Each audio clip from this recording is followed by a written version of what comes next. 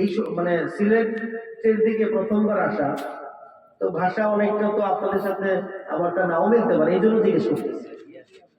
আল্লাহ তাআলা কিন্তু এখানে এই কথা বলেন নাই যে আকসারু আমালা, যে আমি দেখতে চাই কে বেশি আমল করে। আল্লাহ কিন্তু এটা বলে নাই।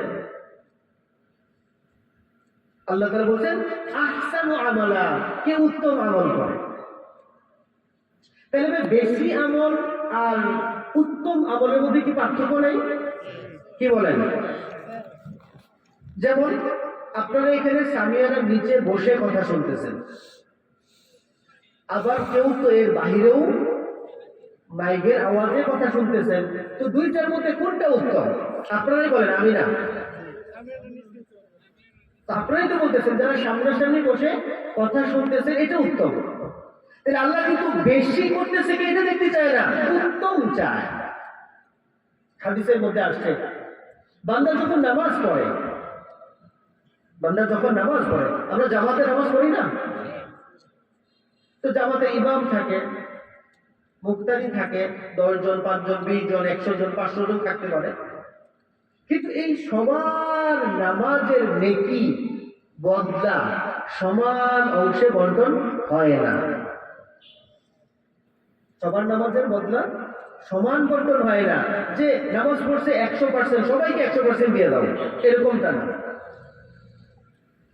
হাদিসের মধ্যে আসছে যে নামাজ পড়ে কাউকে নামাজের পরিপূর্ণ 100 ভাগের 100 ভাগ বদলাই দিয়ে দেওয়া হয়।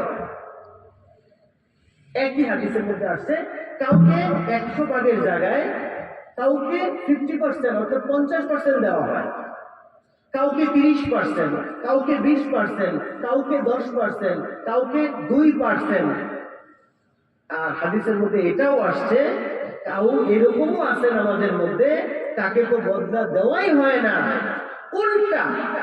উল্টা তার এই নামাজটাকে মানে পুরাতন নেকড়ার মতো, নেকড়া ছিলেন আপনাদের কি বলে?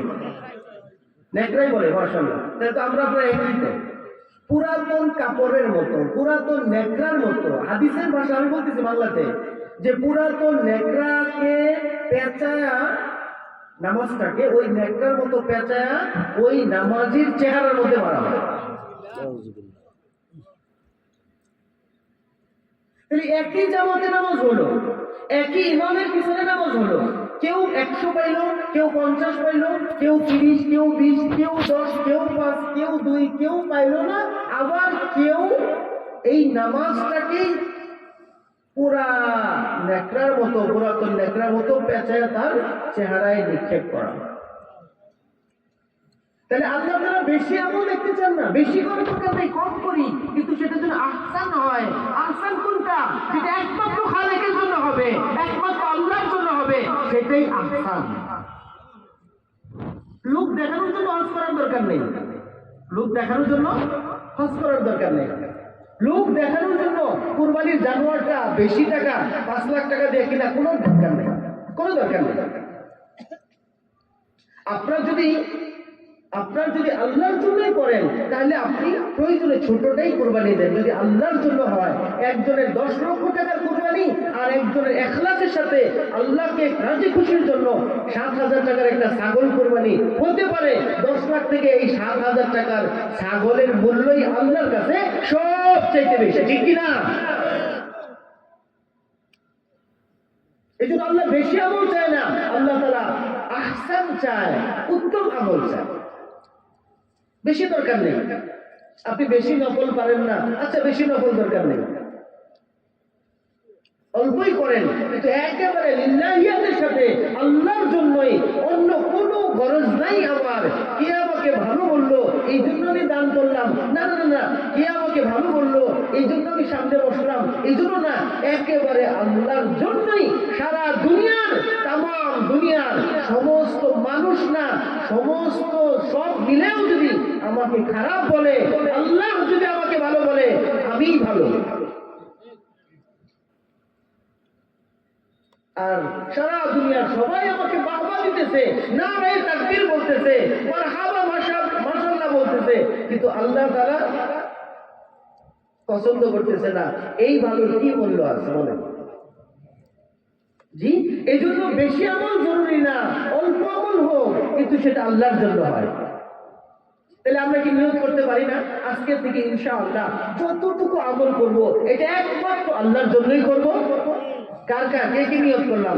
আমল যে যতটুকু করি একমাত্র আল্লাহর জন্য। আল্লাহ আমাদের সবাইকে তৌফিক দান করে।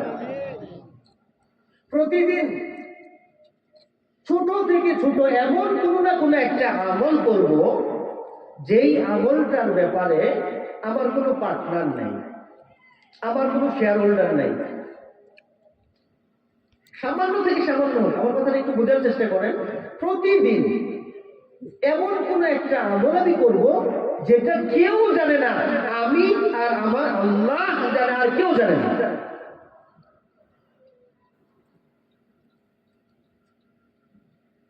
আমি প্রতিদিন গোপনে মসজিদে 2 টাকার একটা নোট দেই, এটা কেউ জানে না। বুঝেন নাই? 2 টাকা দেন, 5 টাকা দেন, আপনার একেবারে সাধ্যের মধ্যে, কারণ আপনি তো সবসময় করবেন এটা।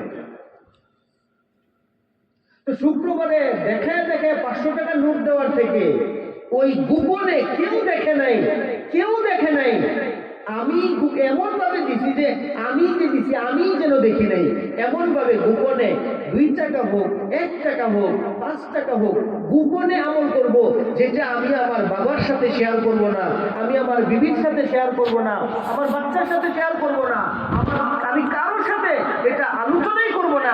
এটা প্রতিদিন এমন কোনো না কোনো একটা আমল আমি করব যেটা কারোর সাথে আমি শেয়ার করব না। হতে পারে কাল হাসরের ময়দানে এই গোপন আমলটার জন্যই আমার নাজাত হয়ে যাবে।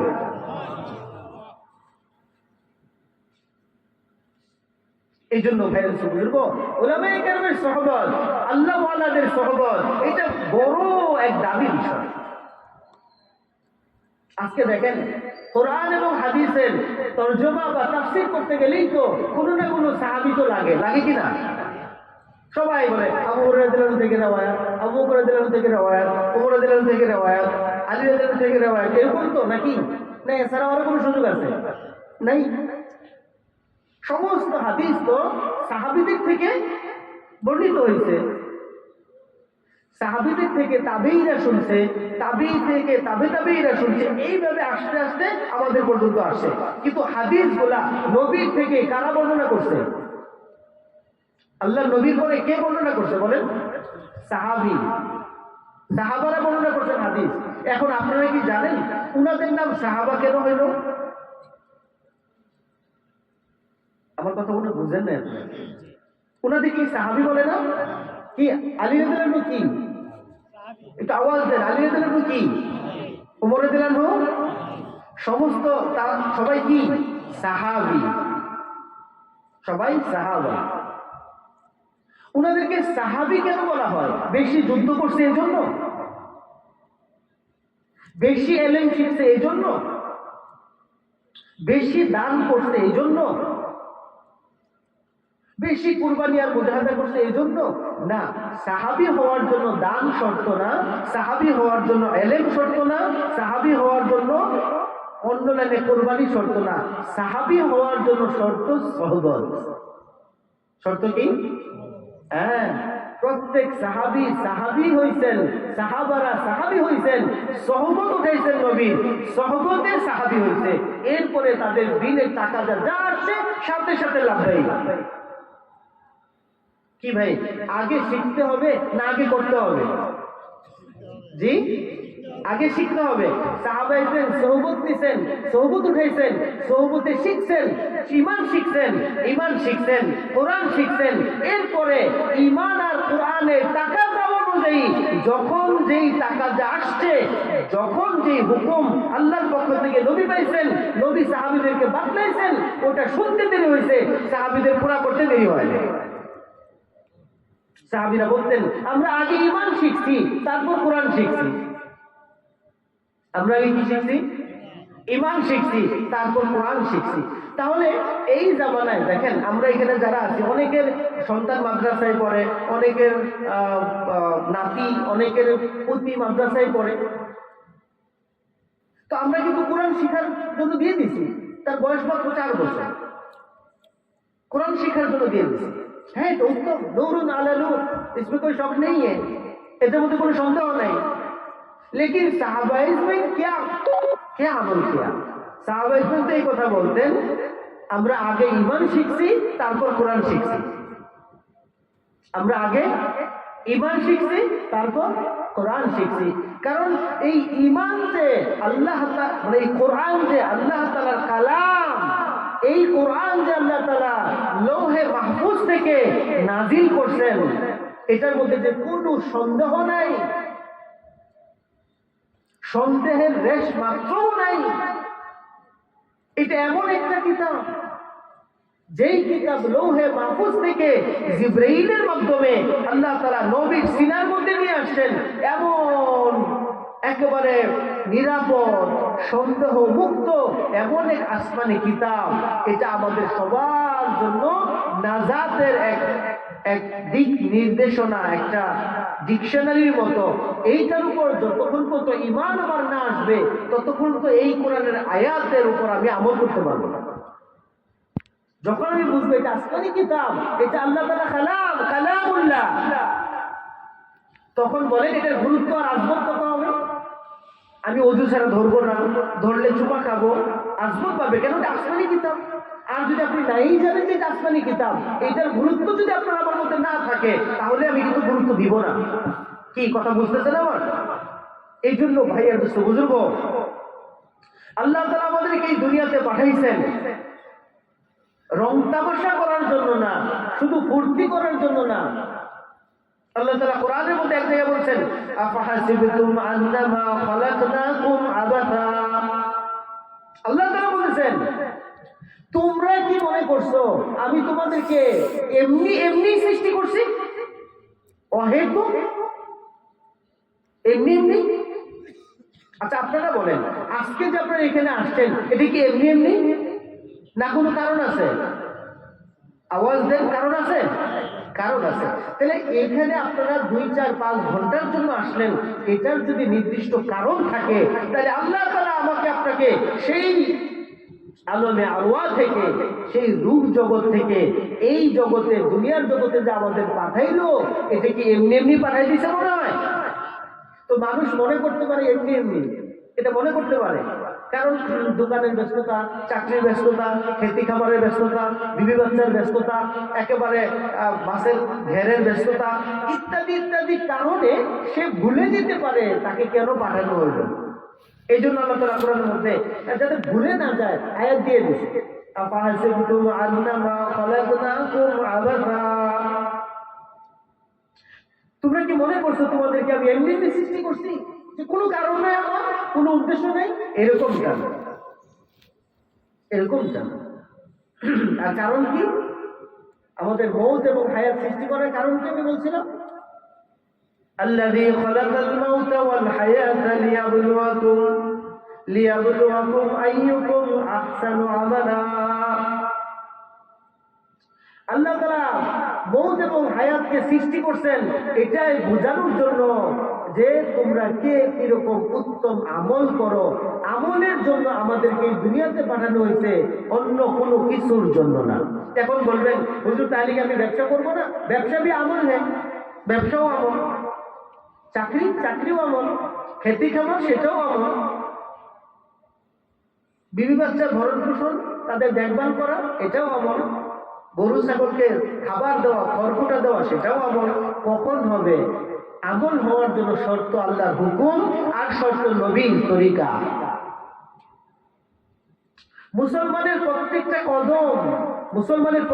কদম এটা ইবাদত হবে, মুসলমানের প্রত্যেকটা কথা সেটা ইবাদত হবে, মুসলমানের তাকানো ইবাদত হবে, মুসলমানের মুখের হাসি সেটা ইবাদত হবে। কখন?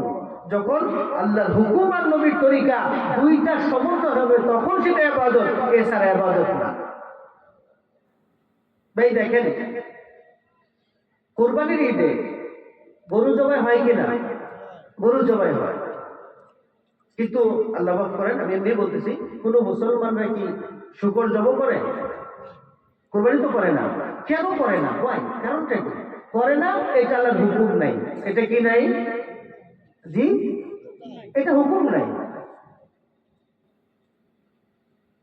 আচ্ছা, আপনারা কি আবার দেখছেন যে কোনো গরু, ছাগল, ভেড়া, উট, মহিষ যাই বলেন, যেগুলা আমরা কোরবানি করি, এগুলাকে কি গলার মধ্যে ফাঁসি দিয়া গাছের ডালে ঝোলায়া এরপর মারা হয়? তলোয়ার পেটের মধ্যে ঢুকায় দিয়া রক্ত প্রবাহিত করে মারা হয় না। কিভাবে? একেবারে বিসমিল্লাহ, আল্লাহর নামে, বিসমিল্লাহ আল্লাহু আকবার বলে একেবারে ধারালো অস্ত্র দিয়ে, যাতে কষ্ট কম হয়, দ্রুত কেটে যায়, ধারালো অস্ত্র দিয়ে তার গলার মধ্যে রক্তটা কেটে দেওয়া হয়। তাহলে এখানে গরু, ছাগল, ভেড়া আমরা জবাই করি কেন? এটা আল্লাহর হুকুম আছে এই জন্য। আর এটা হালাল হলো কেন? এটা এই জন্য যে এইটার গোশত খাওয়া হালাল এই জন্যই যে এই আল্লাহর হুকুমের মধ্যে আমরা নবীর তরিকাকেও লাগাইছি। নবীর তরিকা কি? ধারালো অস্ত্র দিয়ে জবাই করতে হবে, বিসমিল্লাহ আল্লাহু আকবার, আল্লাহর নামে শুরু করতে হবে, রক্ত প্রবাহিত হতে দিতে হবে। আরো কিছু শর্ত আছে। এই সুন্নত তরিকাগুলা যখন ফরজের সাথে মিলছে, তখন সেটা খাওয়ার উপযুক্ত হয়েছে, তখন সেটা ইবাদত হয়েছে। আমার কথা কি বুঝতে পারতেছেন আপনারা?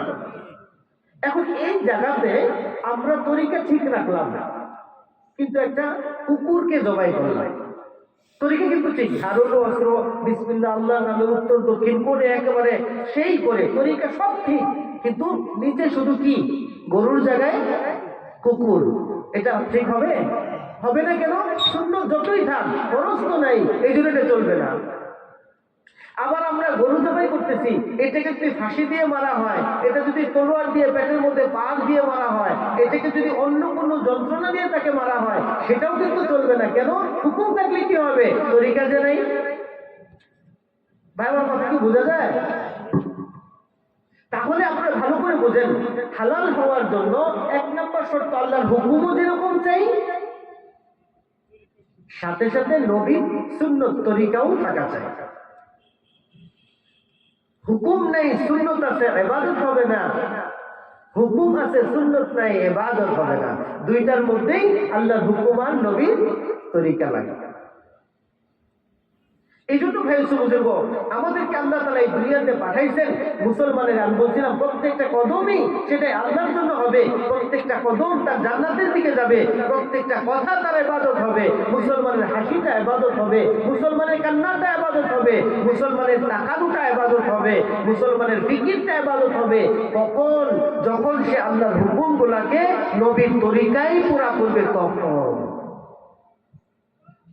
এখন একজন ব্যবসায়ী যদি সকালবেলা দেয়া, ধরেন ফজরের নামাজ পড়লো, আলহামদুলিল্লাহ, নামাজ পড়ার পরে কিছু সময় মসজিদে অপেক্ষা করলো, ইশরাকের ওয়াক্ত হলো, ইশরাক করলো, এরপরে 8টা সাড়ে 8টার দিকে যে রিল্যাক্সে দোকান করলো, বিসমিল্লাহ বলে দোকান করলো, আর বসলো যে আজকে সারাদিন আমি একটা মিথ্যা কথাও বলবো না, আমার যে পণ্যগুলো খারাপ আছে আমি কাস্টমারকে বলেই দিব ভাই এটার মধ্যে দোষ আছে, আর যেগুলো ফ্রেশ আছে আমি বলবো যে এগুলো খুব ভালো। অর্থাৎ আমি কোনো মিথ্যা বলবো না, কোনো মিথ্যার আশ্রয় আমি আজকে দিব না, মাপে কম দিব না, এরকম প্রতিজ্ঞা করে যে সারাদিন ব্যবসা করবে। এই সারাদিন ব্যবসা, মাঝখানে জোহরের আজান হবে, নামাজ পড়বে, আসরে আজান হবে, নামাজ পড়বে, মাগরিবের আজান হবে, নামাজ পড়বে, এশারের আজান হবে, নামাজ পড়বে। এই যে নামাজের বাহিরে যে সময়টুকু সে দোকানে কাটাইলো, এই টোটাল দোকানের সময়টা আপনারা বলেন সেটা ইবাদত নাকি ইবাদত না?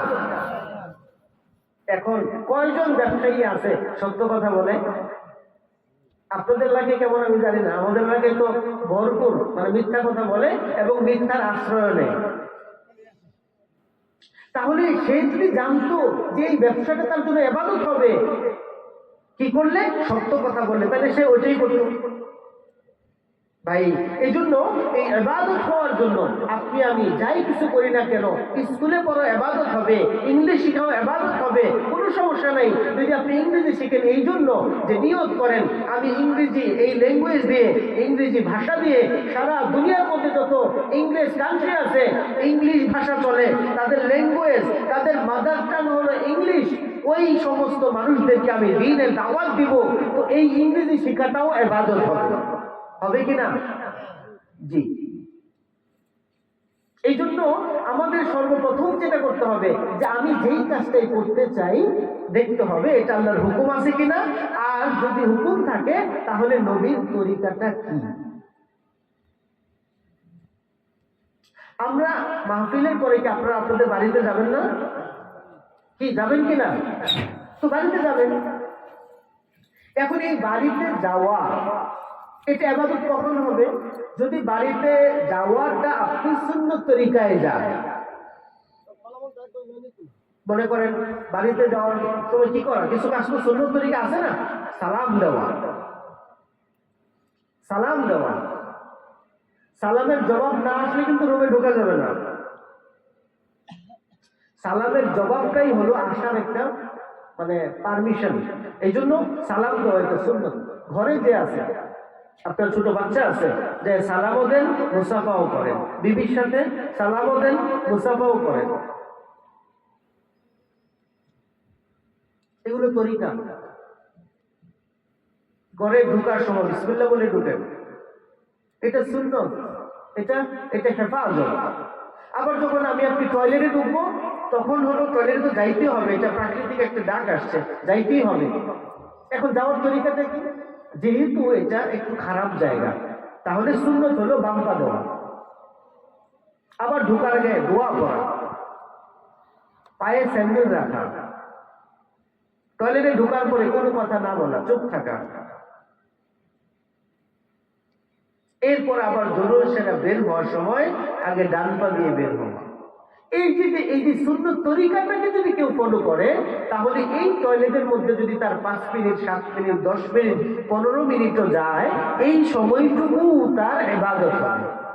তাহলে আপনারা বলেন মুসলমানের প্রস্রাব পায়খানা করাও যদি ইবাদত হয় তাহলে আর কোনটা ইবাদত না? কি আমার কথা বুঝতেছেন আপনারা? প্রস্রাব পায়খানা করাও যদি ইবাদত হয়ে যায় তাহলে আর কোনটা ইবাদত হবে না? কিন্তু শর্ত সব জায়গাতেই আল্লাহর হুকুম আর আল্লাহ তাআলা কোরআনের এক আয়াতের মধ্যে বলেছেন, কুল ইন কুনতুম তুহিব্বুনাল্লাহ ফাত্তাবিউনি ইউহিব্বুকুমুল্লাহ ওয়া ইয়াগফির লাকুম যুনুবাকুম আল্লাহু গফুরুর রহিম। আল্লাহ বলতেছেন, হে নবী আপনি বলে দেন, কুল আপনি বলেন, ইন কুনতুম তুহিব্বুনাল্লাহ, কেউ যদি বলে যে আমি আল্লাহকে ভালোবাসি, আপনি বলে দেন, হে নবী আপনি বলে দেন, কেউ যদি আমি আল্লাহকে ভালোবাসতে চায় সে যেন আপনি নবীকে ভালোবাসে। ভাই একটু ভালো করে শুনেন, খুব গুরুত্বপূর্ণ কথা। আল্লাহ বলতেছেন আপনি নবী বলে দেন, কেউ যদি আমি আল্লাহকে ভালোবাসতে চায় তাহলে সে যেন আপনি নবীকে ভালোবাসে। যদি আপনি নবীকে ভালোবাসে আমি ওয়াদা করলাম আমি তাকে ভালোবাসবো এবং তার জীবনের সমস্ত গুনাহ আমি মাফ করে দেব, কেননা আমি গফুরুর রহিম। তাহলে আল্লাহ তাআলা বলতেছেন কেউ যদি আমাকে ভালোবাসার দাবি করে সে যেন আমার নবীকেই ভালোবাসে, তাহলেই হবে। এবার নবী কি বলতেছে, মান আহাব্বা সুন্নতি ফাকাদ আহাব্বানি। নবী বলতেছে যে আমি নবীর সুন্নতকে মহব্বত করলো, সুন্নতকে ভালোবাসলো, সুন্নতের ইত্তেবা করলো। মান আহাব্বা সুন্নতি ফাকাদ আহাব্বানি, যে আমি নবীর সুন্নতকে মহব্বত করলো, সুন্নতকে ভালোবাসলো, সে যেন আমি নবীকেই ভালোবাসলো। আর যে আমি নবীকে ভালোবাসলো কানা মাই ফিল জান্নাহ, যে আমি নবীকে ভালোবাসলো সে আমার সাথেই জান্নাতে যাবে। তাহলে একটু সহজ করে বুঝেন, কঠিন কিচ্ছু না। আল্লাহ বলতেছে সরাসরি আল্লাহকে ভালোবাসা যাবে না, সরাসরি আল্লাহকে ভালোবাসা যাবে না, আল্লাহকে ভালোবাসতে হলে মাধ্যম হলো নবী। আর নবীকে আমরা এখন পাবো কি? আপনাদের সিলেট থেকে নবী আছে নাকি? নাই। আমাদের নবী বলছেন আনা খাতামুন নাবিয়্যিন লা নবিয়্যা বাদি, আমি শেষ নবী, আমার পরে কোনো নবী নাই। এই জামানাতে যদি কেউ নবী দাবি করে, এই জামানাতে যদি কেউ নবী দাবি করে, যদি করে তাহলে সাথে সাথে তাকে কল্লা সরায় দেওয়া এটা ওয়াজিব, এটা জরুরি। এই কথা যদি আবার কেউ প্রশ্ন করে তুমি যে নবী দাবি করলা তার প্রমাণ কি, বুঝেন এই কথা? মনে করেন এই এলাকায় একজন নবী দাবি করলো, তাহলে সমস্ত মুসলমানের জিম্মেদারি কি? তাকে কতল করা। কেন? নবী যে বলছে আনা খাতামুন নবিয়্যিন লা নবিয়্যা বাদি, আমি শেষ নবী, আমার পরে কোনো নবী নাই। তাহলে এই জামানাতে যদি কেউ নবী দাবি করে, সাথে সাথে তাকে কতল করা ওয়াজিব। কিন্তু যদি একটু ভালো করে বুঝেন, যদি এই কথাটা কেউ বলে, আসে না আমরা অনেক সময় সামাজিক একটু দায়িত্বশীল লোক থাকে, বলে যাই তুমি যে কথা বললাম কি প্রমাণ তোমার? হতে পারে না এরকম একটা কথা? আল্লাহ মাফ করুক। যদি যে নবী দাবি করলো তাকে কতল করা তো ওয়াজিব, এই কথা যদি কেউ বলে ফেলে, এই তুমি যে নবী দাবি করলা তার কি প্রমাণ আছে তোমার কাছে? বলতে পারে না? যে এই কথাটা বললো তাকেও কতল করা ওয়াজিব। ভালো করে বুঝেন, যে নবী দাবি করলো তাকে তো কতল করা ওয়াজিব, যে এই প্রশ্ন করলো যে তুমি যে নবী তার কি প্রমাণ আছে, তাকেও কতল করা ওয়াজিব। কারণ তারও ঈমান চলে গেছে, সেও প্রমাণ চাইতেছে। যদি প্রমাণ পায় তাহলে সে নবী দাবি মেনে নিবে। কথা বুঝেন নাই? প্রমাণ চাওয়া মানে কি? তার মানে ভিতরে সন্দেহ আছে, নবী আবার আসতে পারে। কিন্তু নবী তো বলছেন আনা খাতামুন নবিয়্যিন লা নবিয়্যা বাদি, আমি শেষ নবী, আমার পরে কোনো নবী নাই। তাহলে নবী দাবি করলেও তাকে কতল করতে হবে। নবী দাবি করার পরে যদি বলে তার তোমার কি প্রমাণ আছে তোমার কাছে, এই কথা যে বলবে তাকেও কতল করতে হবে। তাহলে যেহেতু আমরা নবীকে দুনিয়াতে পাবো না, এটা আমরাও জানি, নবীও জানছে, আল্লাহও জানতো। এই জন্য আল্লাহ তাআলা সুন্দর করে তরতিব করে দিয়েছেন, নবীর মাধ্যমে জানায় দিয়েছেন মান আহাব্বা সুন্নতি ফাকাদ আহাব্বানি, যে আমি নবীর সুন্নতকে ভালোবাসবে, সুন্নতকে মহব্বত করবে, সুন্নতের ইত্তেবা করবে, সে যেন আমি নবীকেই ভালোবাসলো। আর যে আমি নবীকে ভালোবাসলো কানা মাই ফিল জান্নাহ, নিশ্চয়ই সে আমার সাথে জান্নাতে যাবে। তাহলে একটু ভালো করে বুঝেন তো, আপনারা বলেন দাড়ি লম্বা রাখা এটা নবীর সুন্নত কিনা? গোঁফ ছোট রাখা এটা নবীর সুন্নত কিনা? চুল বাবরি রাখা এটা নবীর সুন্নত কিনা? পাগড়ি পরা এটা নবীর সুন্নত কিনা? হাতের নখ পায়ের নখ খাটো রাখা এটা নবীর সুন্নত কিনা? মুস্কি হাসি দিয়ে কথা বলা এটা কি নবীর সুন্নত কিনা? লম্বা জামা পরা এটা নবীর সুন্নত কিনা? অর্থাৎ ইত্যাদি ইত্যাদি যত নবীর সুন্নত আছে, ভালো করে বুঝেন, যত নবীর সুন্নত আছে এইগুলাকে যে মহব্বত করবে। আমি আপনাদের এই কথা বলতেছি না যে আপনি লম্বা দাড়ি না রাখলে আপনি মুসলমান থাকবেন না, আমি এই কথা বলতেছি না।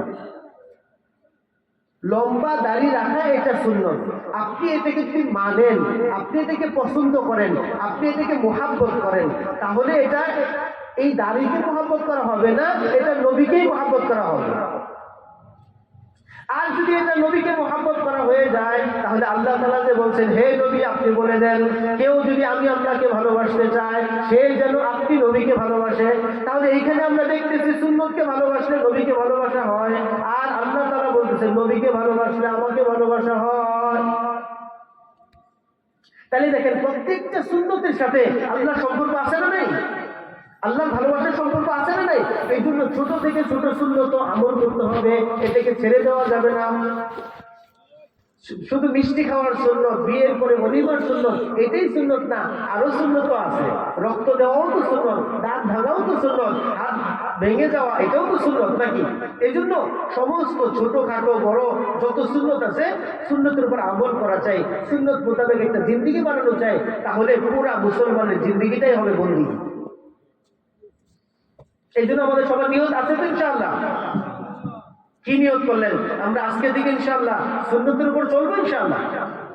হাদিসের মধ্যে আসছে জান্নাতে কেউ যেতেই পারবে না ঈমান ছাড়া। বলেন কি ছাড়া?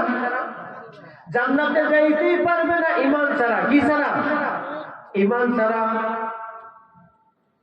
ওই হাদিসের মধ্যে আসছে ঈমান আসবেই না মুহাব্বত ছাড়া। ঈমান আসবে না কি ছাড়া? মুহাব্বত ছাড়া। তাহলে প্রথম কি বললাম? জান্নাতে কেউ যাইতেই পারবে না ঈমান ছাড়া। ঈমান তো আসবেই না মুহাব্বত ছাড়া। এই হাদিসের মধ্যে আসছে মুহাব্বত হবেই না সালাম ছাড়া। তাহলে একটু মিলাই নেন, আমি একটু মিলের কথাই বলতেছি। জান্নাতে যাওয়া যাবে না কি ছাড়া? ঈমান ছাড়া। ঈমান আসবেই না কি ছাড়া? মুহাব্বত ছাড়া। মুহাব্বত আসবেই না কি ছাড়া? সালাম ছাড়া। তাহলে সোজা কথা, সালাম দিলে নিলে অর্থাৎ বেশি বেশি সালামের লেনদেন হলে কি বাড়বে বলেন? মুহাব্বত। আপনার সাথে এলাকার মধ্যে যার শত্রুতা আছে যে কোনো কারণে, জমি খেতে নিয়ে ইত্যাদি কোনোভাবে সামাজিকতার কোনো বিষয়ে যার সাথে আপনার শত্রুতা আছে, তাকেও যদি বলেন আসসালামু আলাইকুম, কি বলেন? একবার, দুইবার, পাঁচবার, সাতবার, একদিন, 2 দিন, 15 দিন, আপনারা কি বলেন? তার সাথে কি একটা মুহাব্বত হবে কিনা? নাকি শত্রুতা বাড়বে? শত্রুতা কমবে, মুহাব্বত বাড়বে। তো বেশি বেশি সালাম দিলে মুহাব্বত বাড়বে, আর যত বেশি মুহাব্বত বাড়বে তত ঈমান বাড়বে, আর যত বেশি ঈমান বাড়বে তত সহজ হবে জান্নাতে যাওয়া। তাহলে আমরা সবাই জান্নাতে যেতে চাই তো ইনশাআল্লাহ? দেখি কে কে জান্নাতে যেতে চাই। মাশাআল্লাহ। আচ্ছা, তাহলে শর্ত শুনেন, যদি আমরা সবাই জান্নাতে যেতে চাই, এই কথাটা যদি মুখের কথা না হয়ে দিলের কথা হয়, তাহলে 1 নম্বর সবক, 1 নম্বর নসিহত আসলে করার বয়স হয় নাই, রিকোয়েস্ট করতেছি। 1 নম্বর সবক আজকে থেকে, এখানে যারা ছোট আছেন তারাও, যারা বড় আছেন তারাও, আপনার সাথে যে কোনো মুসলমানের সাক্ষাৎ হোক, সে আপনার ছোট না বড়, আপনি হিসাব করবেন না, সালাম দিবেন। কি দিবেন তো ইনশাআল্লাহ? ছেলে বাবাকে দিবে, বাবা ছেলেকে দিবে, স্ত্রী স্বামীকে দিবে, স্বামী স্ত্রীকে দিবে, শ্বশুর শাশুড়িকে দিবে, শাশুড়ি শ্বশুরকে দিবে, জামাই শ্বশুর শাশুড়িকে দিবে, শ্বশুর শাশুড়ি জামাইকে দিবে। কিন্তু আমাদের কিন্তু সালামের সিস্টেমটা আমরা একটা রেওয়াজ করে ফেলছি। শ্বশুরকে সালাম জামাই দিবে না, জামাই শ্বশুরকে দিবে, এটা রেওয়াজ না? রেওয়াজ দরকার নেই। সালাম শ্বশুরও জামাইকে দিবে। সালামের ব্যাপারে কোনো জামাই শ্বশুর নাই, সালামের ব্যাপারে বড় ছোট নাই, সালামের ব্যাপারে মহিলা পুরুষ নাই, সবাই সবাইকে সালাম দিবে। তাহলে যত বেশি আমরা ঘরের মধ্যে সালামের প্রচলন করব, তত বেশি ঘরের মধ্যে মুহাব্বত বাড়বে, আর যত বেশি মুহাব্বত বাড়বে তত বেশি ঈমান বাড়বে, আর যত বেশি ঈমান বাড়বে তত তাড়াতাড়ি জান্নাতে যাওয়া সহজ হবে। চেষ্টা করবো সবাই ইনশাআল্লাহ। ঘরের মধ্যে সুন্নতের আমল করবো তো ইনশাআল্লাহ। এই জন্য ঈমান, ঈমান আসে ঈমানের আলোচনার দ্বারা। ঈমান আসে কিসের দ্বারা? ঈমানের আলোচনার দ্বারা। এখন বলেন, চায়ের স্টলে কি ঈমানের আলোচনা হয়? কোনোদিন শুনছেন? ওইখানে রাজনীতির আলোচনা, গীবত শেখায়তের আলোচনা, তার দোষ, তার নিন্দা, তার উল্টা পাল্টা, এগুলো আলোচনা চায়ের স্টলে হয়। আর ঈমানের আলোচনা কোথায় হয়? মসজিদের মধ্যে। ঈমানের আলোচনা কোথায় হয়? মসজিদের মধ্যে, দ্বীনি জলসার মধ্যে, কোন পীর মাশায়েখের সোহবতে গেলে, তাবলীগ জামাতে গেলে, এখানে ঈমানের আলোচনা হয়। যেখানে ঈমানের আলোচনা হয়, ওই আলোচনার দ্বারা ঈমান বাড়ে। আমরা সবাই মুসলমান কিনা? সবাই মুসলমান না? কিন্তু সবার ঈমান কি বরাবর? ঈমান বরাবর। গত 5 ওয়াক্ত নামাজের মধ্যে কোন একটা ওয়াক্ত তো আমাদের কারো থেকে ছুটতে পারে। গত 1 সপ্তাহের মধ্যে কোন একটা ওয়াক্তের নামাজ তো ছুটে যেতে পারে। তার মানে কি? আমরা মুসলমান, लेकिन ईमान बराबर नहीं है। हम सब मुस्लिम हैं, मुसलमान हैं, लेकिन ईमान बराबर एक ही नहीं है। ईमान कम और ज्यादा है, কম এবং বেশি। এখন এই ঈমান যে কম বেশি, এটা যত বেশি ঈমানের আলোচনা হবে তত ঈমানের কুওয়াত বাড়বে, ঈমানের শক্তি বাড়বে। আর ঈমানের শক্তিতে সাহাবা ইজমাইন যুদ্ধ করতেন, তলোয়ারের শক্তিতে না। সংখ্যায় বেশি, এই শক্তিতে সাহাবা ইজমাইন যুদ্ধ করতেন না, যে আমরা তো সংখ্যায় অনেক বেশি, বরঞ্চ এই সংখ্যায় অনেক বেশি বলছে তো ওইরকম যুদ্ধের মধ্যে হেরে গেছে। সাহাবা ইজমাইন ঈমানি শক্তিতে চলছেন, যুদ্ধের জন্য অস্ত্র নাই, বন্দুক নাই, তলোয়ার নাই। আল্লাহ রাসূল সাহাবীদের ঈমানের পাওয়ার দেখে খেজুরের ডাল দিয়ে দিয়েছে। আর এই খেজুরের ডাল কাফেরদের তলোয়ারের মোকাবেলায়, আপনারা বলেন, কাঁচা খেজুরের ডাল বা শুকনা খেজুরের ডাল, এটা ধারালো তলোয়ারের সামনে কি? কি দুইটা কি ঠনঠন শব্দ হওয়ার কথা না? কেটে যাবে, কেটে যাবে। সাহাবা ইজমাইন এরকম ঈমানের মজবুতি আল্লাহ রাসূল দেখছেন, আর তাদের অস্ত্র নাই, কিন্তু খেজুরের ডাল দিয়ে দিচ্ছেন। এই ডাল, খেজুরের ডাল দিয়া কাফেরদের তলোয়ারের বিনিময়ে মানে মোকাবেলা করছেন, আর সাহাবীরা জয়ী হয়েছে, কাফেররা কতল হয়ে গেছে। এক সাহাবী আয়েশা গর্বের সাথে বলতেছে, ইয়া রাসূলুল্লাহ, আমি এই খেজুরের ডাল দিয়া 10 কাফেরের কল্লা সরাইছি। গর্বের সাথে ফখরের সাথে বলতেছে, ইয়া রাসূলুল্লাহ, এই যে আমি এই খেজুরের ডাল দিয়া 10 জনের কাফেরের কল্লা কাটছি। এই সাহাবী যখন বলে, এর আগে এই সাহাবী যখন নবীর সামনে আসবে, এরও আগে জিবরাইল আলাইহিস সালাম আসছেন। আয়েশা নবীকে বলছেন, হে আল্লাহর রাসূল, আপনার সাহাবীদের যে জামাত যুদ্ধের ময়দানে গেছে তারা ফেরত আসা শুরু হয়েছে, আর আপনার কাছে কেউ কেউ এসে এই কথা বলবে যে আমি তো 10 জনের কল্লা কাটছি, আমি তো 5 জনের কল্লা কাটছি। আপনি তাদেরকে বলে দিয়েন যেটা তোমরা করো নাই, এটা আল্লাহ করছে, এটা আল্লাহ করছে। কারণ আপনারাই বলেন খেজুরের ডাল দিয়ে কি কারো কল্লা কাটা সম্ভব? কিন্তু সাহাবীরা তো কাটছেন, তারা তো নিজের চোখে দেখছেন। যখন সাহাবীদের সংখ্যা কম ছিল, তাদের ঈমানি পাওয়ার এত ছিল, আর ঈমানের পাওয়ারের কারণে আল্লাহ তাআলা খেজুরের ডালের মধ্যে তলোয়ারের শক্তি দিয়ে দিয়েছে। আজকে মুসলমানের সংখ্যা কম না বেশি? কি মুসলমানের সংখ্যা কম না বেশি? মুসলমানের সংখ্যা অনেক, কিন্তু ঈমানের শক্তি খুব কম। এই জন্য রিভলভার দিলেও কাম হবে না। কি বুঝেন এই কথা? আসল শক্তি ঈমানের শক্তি। এই জন্য এই ঈমানের শক্তি যখন মুসলমানের কমে যাবে, তখন তার আমল আস্তে আস্তে কমে যাবে। আর এই ঈমানের শক্তি যখন বাড়তে থাকবে, তখন অটোমেটিক তার আমলও বাড়তে থাকবে। ঈমান দেখা যায় না, ঈমানকে উপলব্ধি করার জন্য আমল দেখা যায়। আচ্ছা, যে ব্যক্তি ফজরের নামাজ ঠান্ডার মধ্যে মসজিদে এসে পড়ে, আর যে কম্বলের ভিতরে শুয়েই থাকে, আচ্ছা আপনারা বলেন দুইজনের ঈমান কি এক? নাকি? এক তো না। আচ্ছা, ঈমান তো দেখা যায় না, কিন্তু এটা তো বোঝা যাচ্ছে যে এই লোকটার ঈমান একটু বেশি, না হলে এই ঠান্ডার মধ্যে মসজিদে এসে নামাজ পড়লো। তার মানে কি ঈমানকে দেখা যায় না, ঈমানের কিছু ফল আছে, ঈমানের কিছু গুণ আছে, এগুলা বাহিরে বোঝা যায় যে এটা ঈমানের ফল। অনেক মুসল্লি এখানে আপনাদের শ্রোতারা অনেকেই ছিল, কিন্তু সবাইকে আছে এখন? অনেক তো নাই। আপনারা তো আছেন আলহামদুলিল্লাহ, যারা আছেন। তাইলে তারা আর আপনারা এই দুই মধ্যে কি ঈমান সবার বরাবর? কি আপনারা বলেন বরাবর? না, কারণ ধৈর্য, সবর, ইস্তেকামাত এটা অনেক বড় বুজুর্গ। আল্লাহ তাআলা কোরআনের মধ্যে বলছেন, ইন্নাল্লাযীনা ক্বালু রাব্বুনাল্লাহু সুম্মা ইসতাকামু তাতানাজ্জালু আলাইহিমুল মালাঈকা।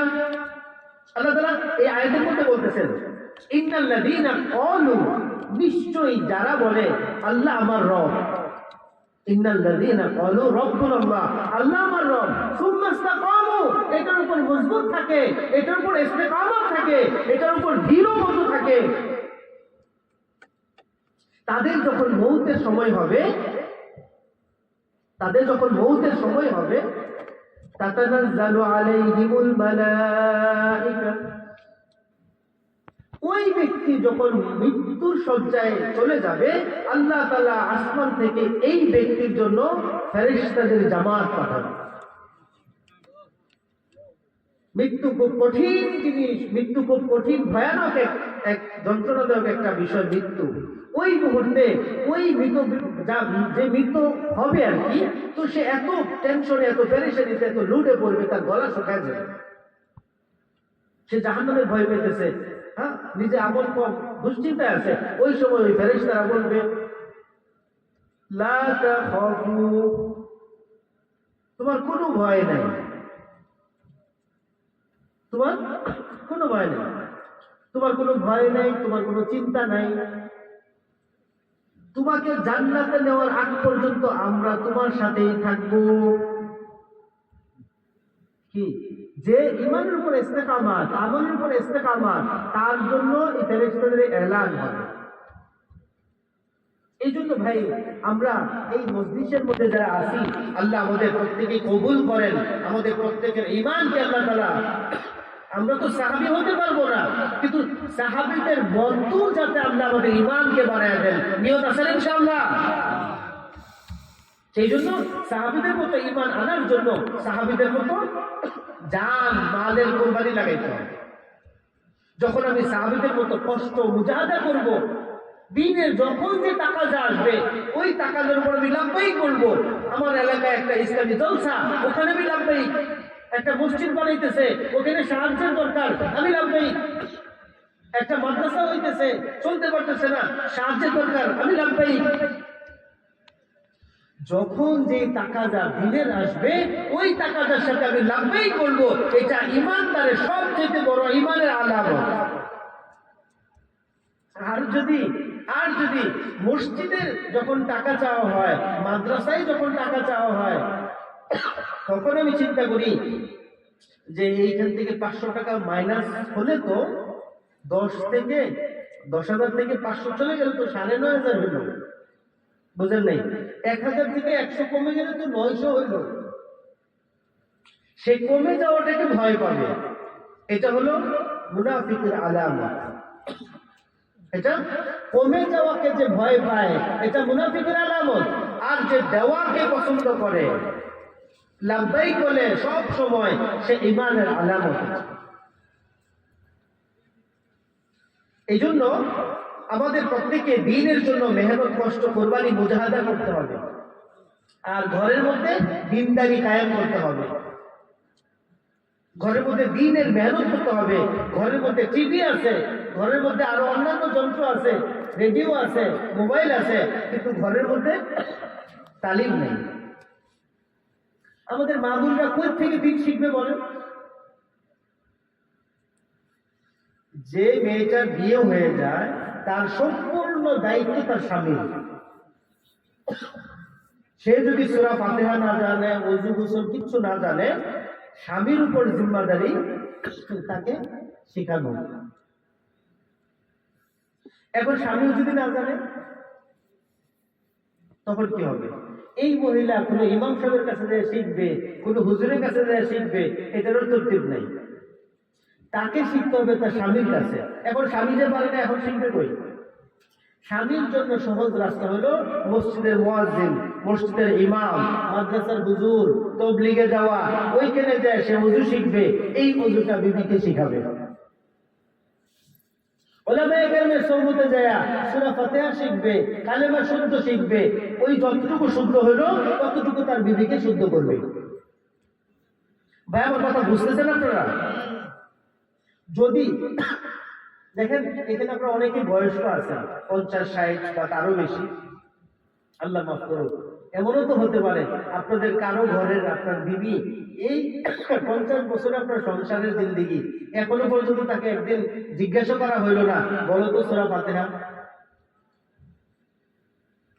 আয় হায়, যদি এরকমটা হয়ে যায়, তার গলত থাকে, ভুল থাকে, তাহলে আপনি ধরে নেন যে আপনার অবস্থা খারাপ। আপনি হাজী সাহেবই হন, আর আপনি তাবলীগে 3 চিল্লার আমিরই হন, আর আপনি যাই কিছু হয়ে যান, মাফ করে দেন যদি কেউ কষ্ট পান, আপনি যাই কিছু হয়ে যান, আপনি ধরা খাইছেন, এটা মনে রেখেন। কারণ কাল হাসরের ময়দানে আপনার এই বিবি, যাকে আজকে আপনি এত স্নো পাউডার, এত তেল সাবান দিতেছেন, এত কাপড় চোপড় দিতেছেন, হাসরের ময়দানে আপনার এই স্ত্রী আপনার বিরুদ্ধে মামলা করবে। হ্যাঁ, বলবে আল্লাহ আমার স্বামী তো বছরে বছরে 40 দিনে চিল্লাই চলে যেত, 4 মাসে চলে যেত। কি বুঝেন এই কথা? আমার স্বামী তো জুমার বয়ান শুনতো, বিভিন্ন মাহফিলে রাত 12টা-1টা পর্যন্ত বয়ান শুনতো। কই একদিনও তো আমাকে কিছু বলে নাই।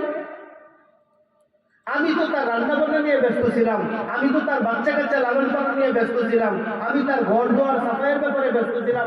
কই কোনোদিন তো আমাকে বলে নেই। আল্লাহ আজকে যদি আমাকে জাহান্নামে দিতে হয়, আল্লাহর কাছে মামলা করবে। আজকে যদি আমার গুনার কারণে, আমার আমল না থাকার কারণে যদি আমাকে জাহান্নামে দিতে হয়, তাহলে শর্ত হলো আমার ওই স্বামীকে সাথে দিতে হবে। তখন আপনারা এই কথা মনে করেন না যে মনে হয় স্বামী তো নেককার, এই জন্য স্ত্রীকে স্বামীর সাথে দিয়ে জান্নাত দিয়ে দিবে। ঘটনা কিন্তু এটা হবে না।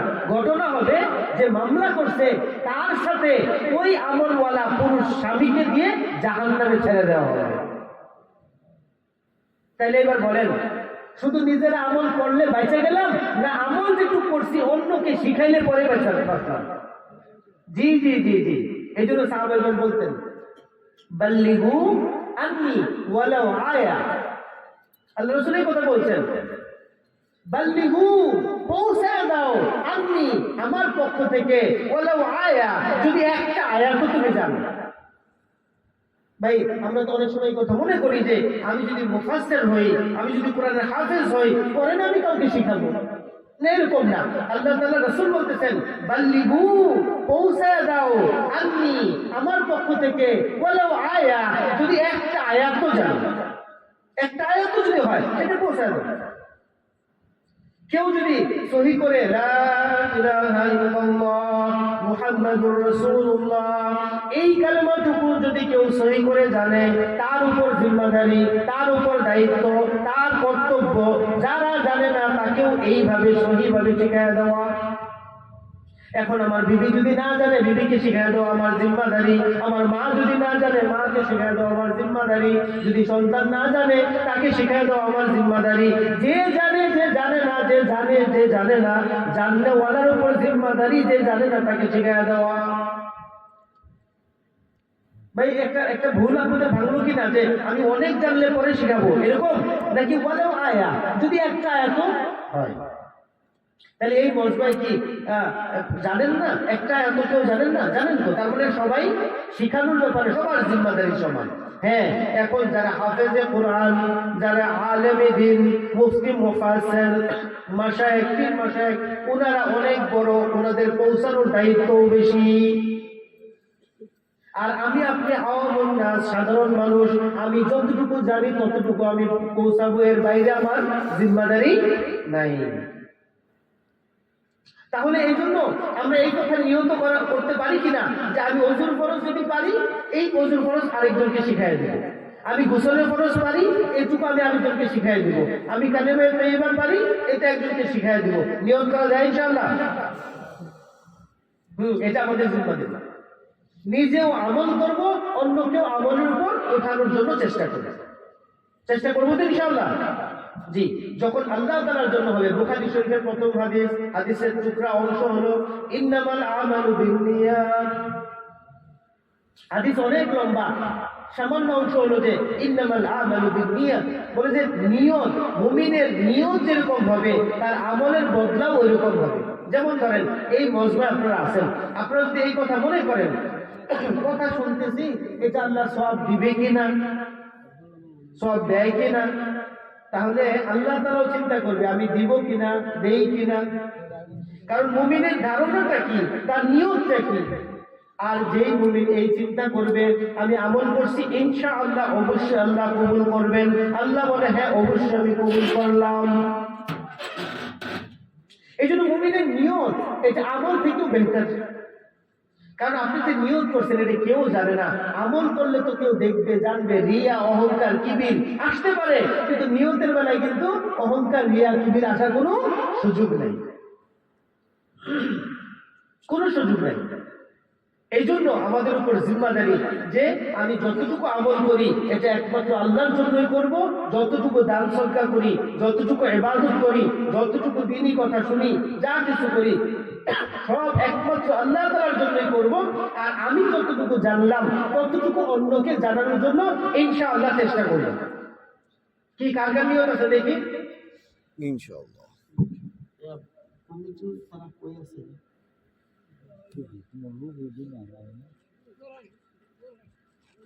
মাফ